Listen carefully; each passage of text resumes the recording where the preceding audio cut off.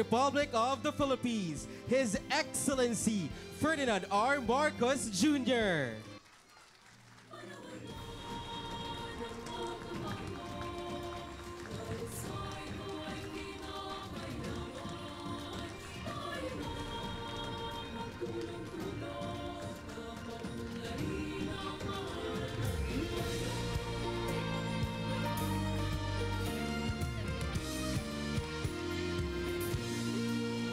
We may now be seated.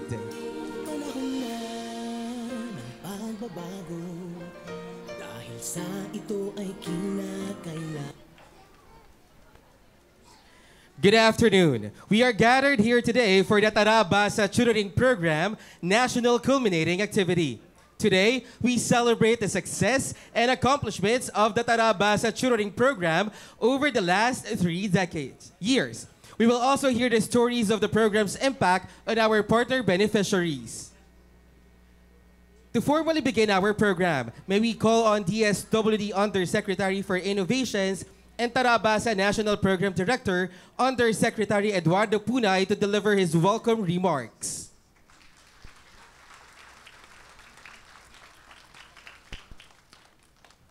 His Excellency President Ferdinand R. Marcos Jr., thank you, sir, for joining us, and belated happy birthday. To our tireless and hardworking Secretary Rex Gatchalian and members of the DSWD family present here this afternoon, to the equally hardworking Secretary Sani Angara of the Department of Education and our partners from the Schools Division offices, Honorable Mayor Nancy Binay of Makati City and Honorable Mayor Lani Cayetano of Taguig City, National Youth Commission Chair and CEO Yusek Jep Ortega, Land Bank of the Philippines Senior VP Marilu Villafranca, and of course our beloved beneficiaries, tutors, youth development workers, learners, and parents. Isang mapagkalinga at mapagmalasakit na hapon po sa ating lahat at welcome sa ating Tara Basa National Culminating Activity. Ngayong hapon, sama-sama nating sasaksihan ang tagumpay ng Tara Basa Tutoring Program na ating pinapatupad sa ilalim ng Executive Order No. 76 ng ating mahal na Pangulo. Sa pagtutulungan ng DSWD Department of Education at LGUs ay meron tayong natulungan ngayong taon na mahigit 55,000 na non-readers sa grade 2 learners sa ating mga public elementary schools na ngayon ay marunong nang magbasa.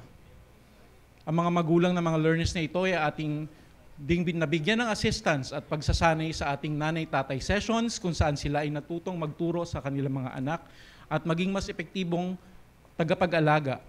Gayun din ay mahigit 17,700 na estudyante sa state and local universities and colleges ang nagsilbing tutors at youth development workers at nabigyan ng cash for work assistance ngayong taon na kanilang nagamit sa kanilang mga gastusin sa pag-aaral. Sa kabuuan ay mayroon na tayong mahigit 350,000 na natulungang benepisyaryo sa nakaraan at 3 taon ng implementasyon nitong Tara Basa Tutoring Program. At para sa mas malalim na kaalaman sa programang ito, amin pong panoorin ang video na ito.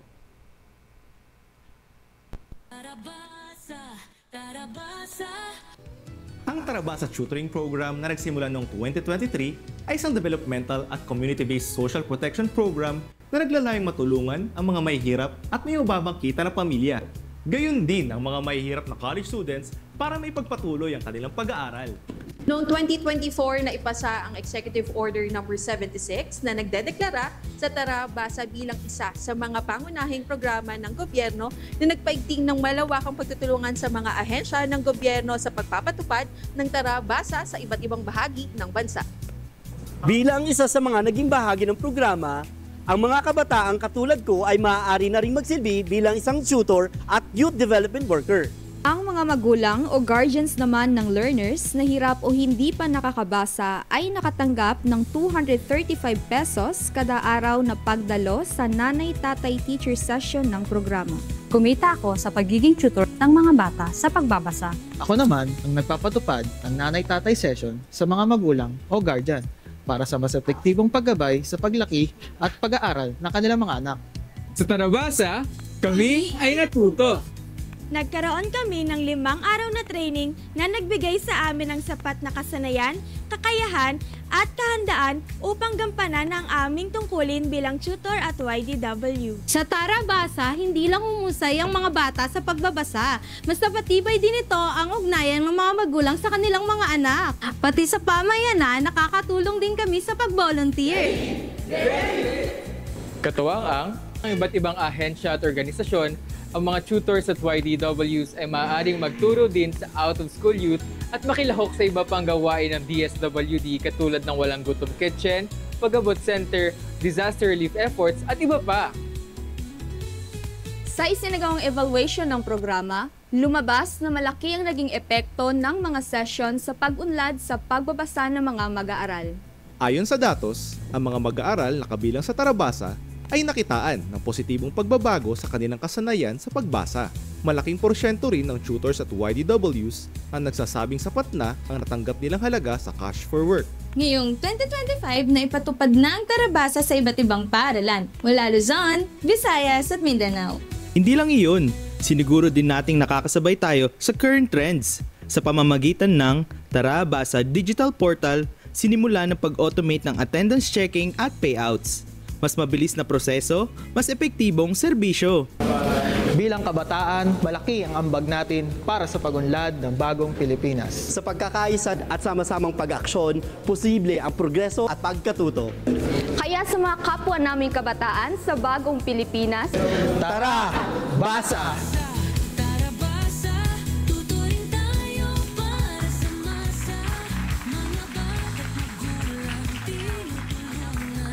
And now, to deliver his message of support, may we call on Education Secretary Juan Edgardo Angara.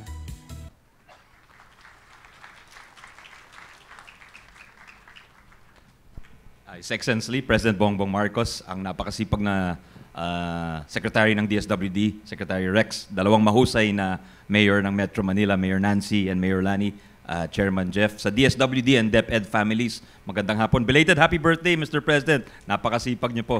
Hindi kayo nagpapahinga, kaya hindi rin kami pwede magpahinga.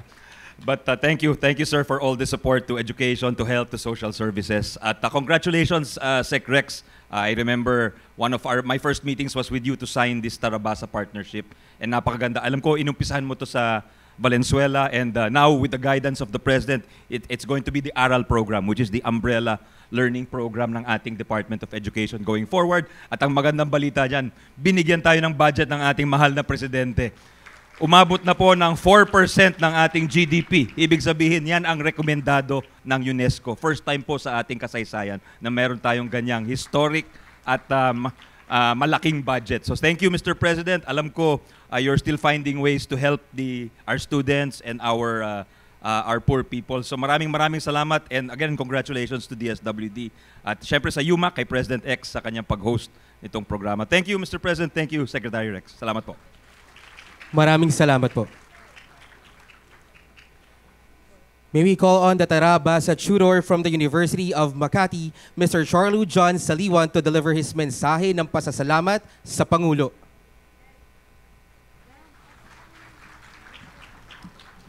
Isang mapagpalayang hapon po sa ating kagalang-galang na Pangulo, Pangulong Bongbong Marcos, sa lahat ng mga panauhin na naririto, sa kapwa tutor at YDW, mga magulang at mga mag-aaral. Masaya at taas noo akong nakatayo dito sa harap ninyo bilang kinatawan ng kabataan sa bagong Pilipinas na nagsilbi bilang tutor para sa Tara Basa Tutoring Program. Para sa akin, isang malaking pribilehiyo ang maging partner beneficiary ng programang ito. Hindi lamang kami natulungan sa gastusin sa pag-aaral, kundi nabigyan din kami ng pagkakataon upang makapagsilbi sa inang bayan. Isang kagalakan ang mapabilang sa programang ito ng DSWD dahil nakita ko na higit pa sa tulong pinansyal ang kanilang ibinibigay. Bagkus, naging bahagi rin kami ng mas malawak na solusyon para sa pagbabago ng ating bayan, lalo't higit sa pagtugon sa hamon ng pagbasa. Sa loob ng 20 araw, nakapagdulot kami ng ngiti at pag-asa sa mga batang natutong bumasa, at iyon ang pinakamatamis na gantimpala at tagumpay na aming nakamit. Dahil hindi lamang kami basta nagturo, kami rin ay natuto dala ng karanasang ito. At sa pagtatapos ng programang ito, naniniwala ako na sa bawat hakbang ay may malaking pagbabagong maaaring makamit para sa kinabukasan. Ngayong national culminating ng Tarabasa, bit-bit ko rin hindi lang ang karanasan na magagamit bilang isang guro, dala-dala ko rin ang ngiti at pag-asa sa mga batang nagsumikap sa pag-abot ng kanilang mga pangarap. Kaya marami pong salamat sa inyo, President Bongbong Marcos, dahil binigyan mo ng pagkakataon ang mga ganitong klaseng programa.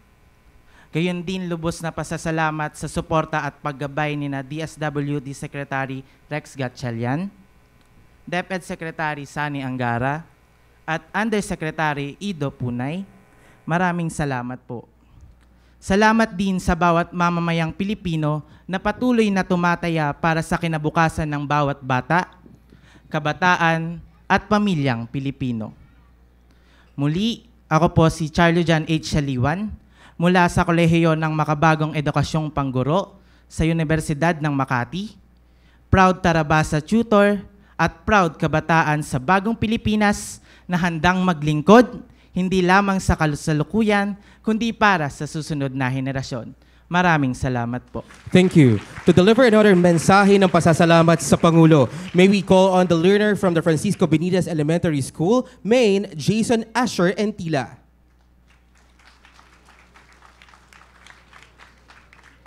Mahal na Pangulong Bongbong Marcos, maraming salamat po sa iyo at sa Tarabasa. Ngayon po, nakakabasa na po ako.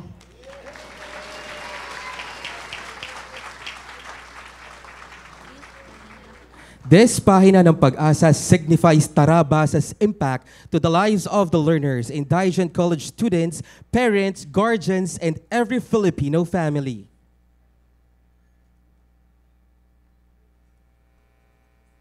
At this point, may we now call on Social Welfare and Development Secretary Rex Gatchalian to give us his message and to introduce our guest of honor and keynote speaker.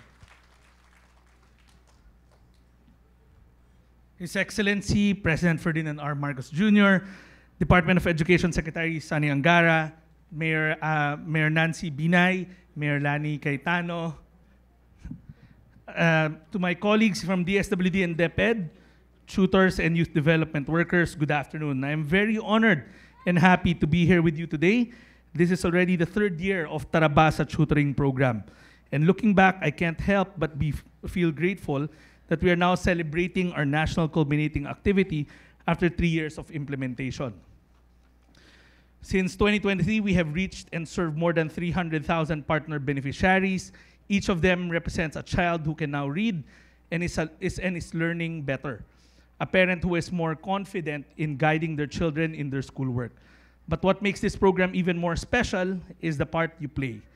Ang ating mga kabataan sa bagong Pilipinas. You have now become our partners in our advocacy against illiteracy. You have demonstrated your readiness to help today in building a brighter future for these kids, contributing to nation building. Alam ko na hindi madali ang ginawa nyo, balancing your studies, family life, and your role as tutors and YDWs. So we honor you today. Dahil kung tutuusin, kayo ang nagdala ng pinakamalaking pagbabago, hindi lang sa mga bata at mga magulang na natuto, kundi sa sarili ninyong pagpupunyagi bilang mga kabataan na handang maglingkod. Sa pamamagitan ng programang ito, ipinakita nyo na ang kabataan ay hindi lang pag-asa ng bayan, kundi kasama sa pagbuo ng mas magandang bukas. Pero ang tagumpay ng isang programa ay hindi lamang masusukat sa numero, kundi sa mga pagbabagong nangyari sa inyong buhay. Nakakatuwa ang mga kwento ninyo na higit pa sa cash for work, mas pinahalagan ninyo ang pagtuturo ng mga bata at ng kanilang mga magulang. Marami rin sa mga nanay at tatay ang nagbahagi ng malaki ang nakita nilang improvement, hindi lang sa pagbabasa, kundi maging sa relasyon nila sa kanilang mga anak. Ang tagumpay ng programang ito ay naging posible dahil sa inyong lahat. Sa mga bata na nagtiyaga na magbasa, sa mga magulang na nagbigay ng panahon at bukas na kaisipan, at sa mga kabataan na walang sawang nagbahagi ng talento at lakas. Kayo ang mga tunay na bayani ng Tarabasa. As we celebrate this milestone today, I know we still have a lot to do. Marami pang mga bata dapat mabigyan ng pagkakataon na matuto, marami pa ang mga pamilyang dapat mabigyan ng pag-asa. But I am confident that with your support, the Tarabasa Tutoring Program will continue to fight illiteracy, reach more families in the years ahead.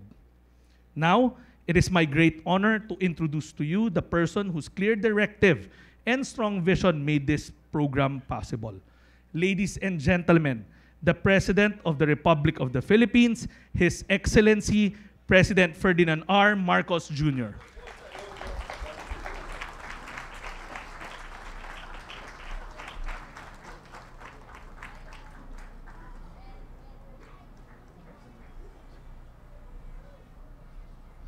Maraming salamat sa ating kalihim ng DSWD, Secretary Rex Gatchalian. Please take a seat.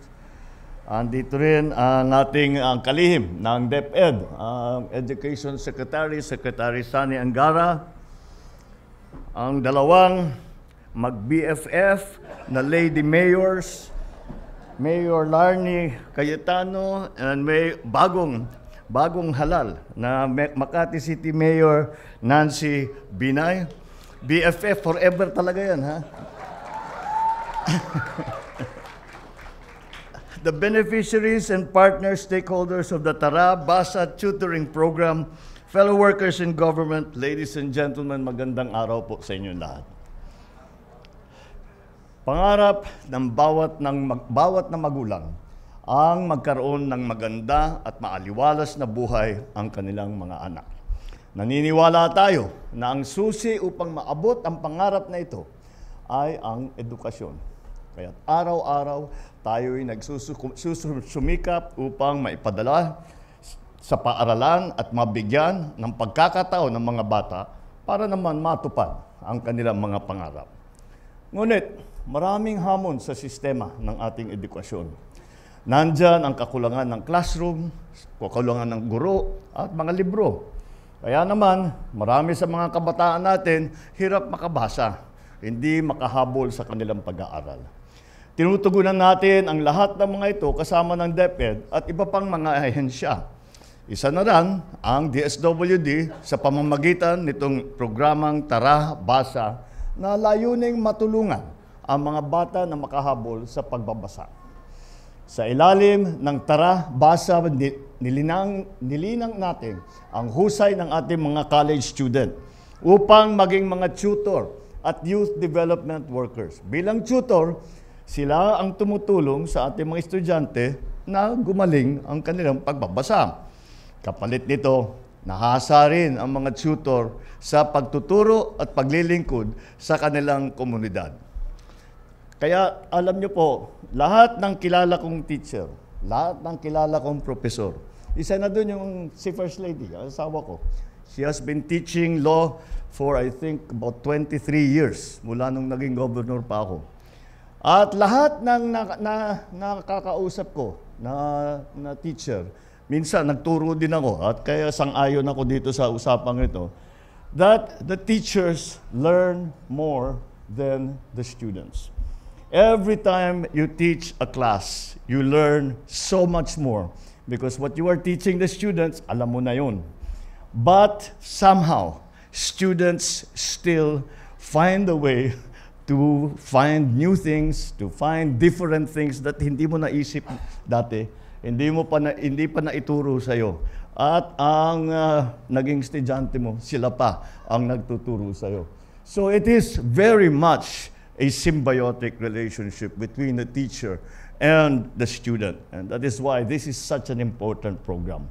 Tinulungan din ng Tarabasa ang mga magulang na mag-aaral, ng ating mga mag-aaral. Ginabayan sila ng mga youth development workers sa pamamagitan ng mga nanay-tatay session. At siyempre, ang higit na nakinabang dito ay ang mga estudyante natin na nangangailangan ng tulong. Hindi na maikaila na ang pagbabasa ay pundasyon ng kaalaman at ng pag-uunlad. At sa tulong ng programang ito, kasama na ang Academic Recovery Program ng DepEd, Panatag ako na mapupunan natin ang mga naging pagkukulang sa pagtuturo ng ating mga kabataan. Sa loob ng 2 taon, mahigit 348,000 Pilipinong nangangailangan na naabot ng programang ito.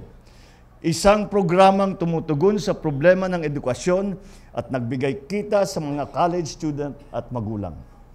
Pinag-isipan at ipinatupad ng may malasakit at pagmamahal sa ating kapwa, lalong-lalo na sa ating kabataan. Ito po ang diwa ng Tara Basa Tutoring Program. Ito ang tunay na diwa ng serbisyo publiko. Ang tagumpay ng Tara Basa ay bunga ng pagkakaisa. Kaya sa magigiting na tutors at youth development workers, ipinapaabot ko ang aming taus-pusong pasasalamat sa inyo.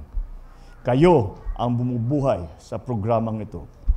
Sa atin namang mga magulang, patuloy po ninyong itaguyod ang pagbabasa at pag-aaral ng ating mga anak. Kayo po ang una at pinakamahalagang guro na kanilang mararamdaman at matututunan sa kanilang buong buhay. Sa ating mga mag-aaral, mga anak, naway maging daan ang programang ito sa tuloy-tuloy ninyong pag-unlad.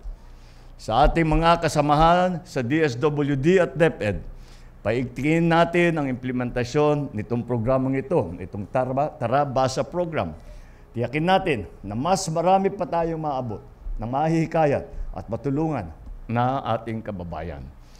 Ngayong araw, ipinakita natin na kaya natin pagtagumpayan ang anumang hamon kung tapat tayong naglilingkod sa taong bayan at ginagamit natin ang tama ng ang salapi ng ating bansa. Nais ko rin batiin ang ating mga guro ngayon dahil National Teachers Month.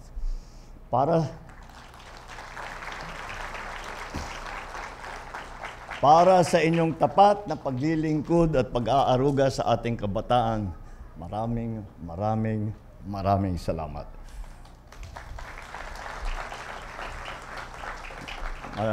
Madalas ko nang nasabi yan na talagang dapat ay tulungan natin ang ating mga guro. Dahil napakasimple lang yan. Ang ating kinabukasan ay ang ating kabataan. Ang husay ng ating mga kabataan ay nasa kamay ng ating mga guro. Kaya kailangan talagang suportahan, kailangan talagang tulungan, at kailangan natin kilalanin na sila ay isa sa mga bayani sa lipunan ng Pilipinas. Ang lahat ng inyong pagod ay magbubunga ng liwanag at pag-asa para sa lahat ng batang Pilipino. Ituloy ang pagbabasa, ituloy ang pag-asa, ituloy ang pagbuo ng mas maliwanag na kinabukasan para sa ating mga bagong Pilipino. Muli, congratulations. Maraming salamat sa inyo lahat. Mabuhay kayong lahat. Mabuhay ang bagong Pilipinas. Magandang hapon po sa inyo lahat. At this point, may we Thank you, Mr. President. At this point, may we request the President to kindly grant us a group photo downstage with all our attendees. Likewise, may we request everyone to please stand, gather at the center, and join the President in our group photo.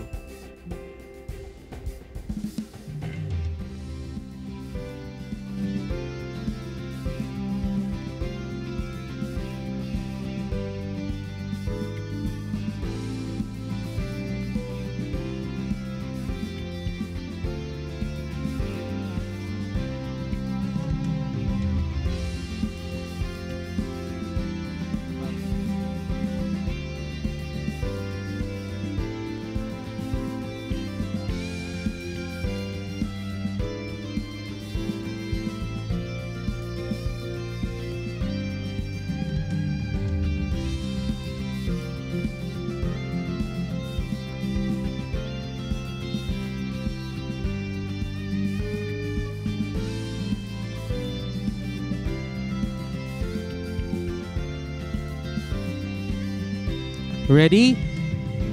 At the count of 3, 1, 2, 3.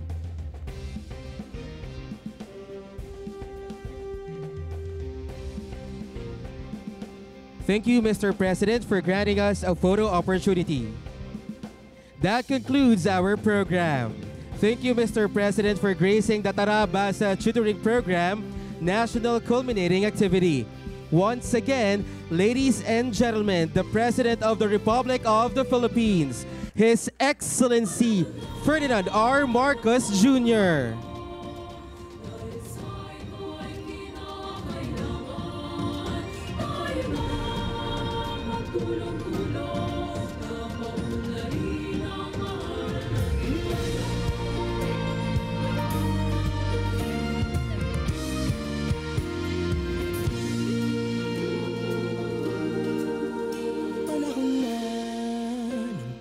Bago dahil sa ito ay kinakailangan